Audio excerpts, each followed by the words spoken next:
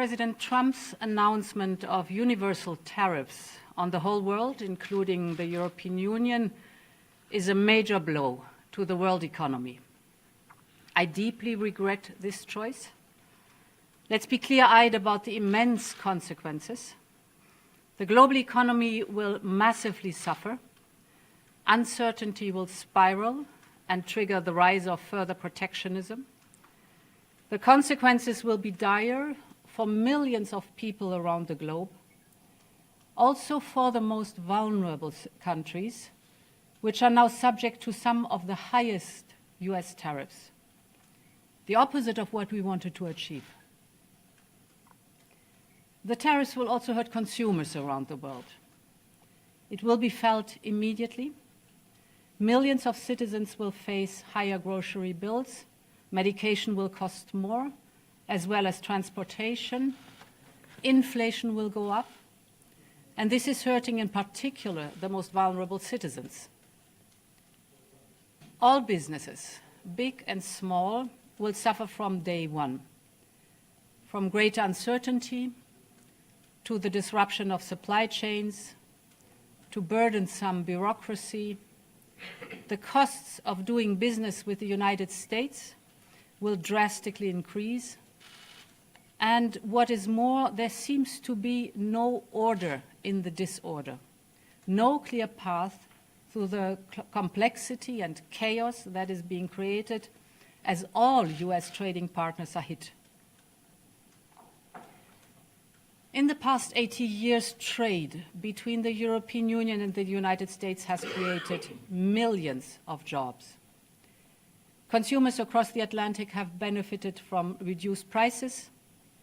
Businesses have benefited from huge opportunities, leading to unprecedented growth and prosperity. And at the same time, we know that the global trading system has serious deficiencies. I agree with President Trump that others are taking unfair advantage of the current rules, and I'm ready to support any efforts to make the global trading system fit for the realities of the global economy. But I also want to be clear. Reaching for tariffs as your first and last tool will not fix it. This is why, from the outset, we have always been ready to negotiate with the United States to remove the remaining barriers to transatlantic trade. At the same time, we are prepared to respond. We are already finalizing the first package of countermeasures in response to tariffs on steel, and we're now preparing for further countermeasures to protect our interests and our businesses if negotiations fail. We will also be watching closely what indirect effects these tariffs could have, because we cannot absorb global overcapacity, nor will we accept dumping on our markets.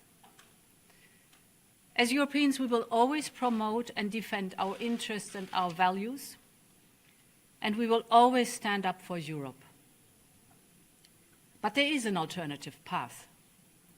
It is not too late to address concerns through negotiations. This is why our Trade Commissioner, Maroš Šefčovič, is permanently engaged with his US counterparts. We will work towards reducing barriers, not raising them. So let's move from confrontation to negotiation. Finally, I would like to speak directly to my fellow Europeans. I know that many of you feel let down by our oldest ally. Yes, we must brace for the impact that this will inevitably have. Europe has everything it needs to make it through the storm. We are in this together. If you take on one of us, you take on all of us. So we will stand together and stand up for each other. Our unity is our strength. Europe has the largest single market in the world, 450 million consumers. That is our safe harbor in tumultuous times. And Europe will stand at the side of those directly impacted. We have already announced new measures to support the steel and cars sectors.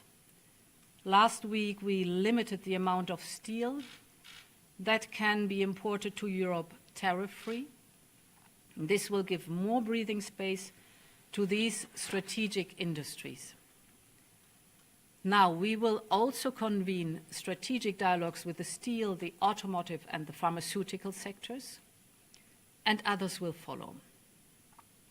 Europe stands together for our business, for our citizens, and for all Europeans, and we will continue to build bridges with all those that, like us, care about fair and rules-based trade as a basis for shared prosperity. Thank you.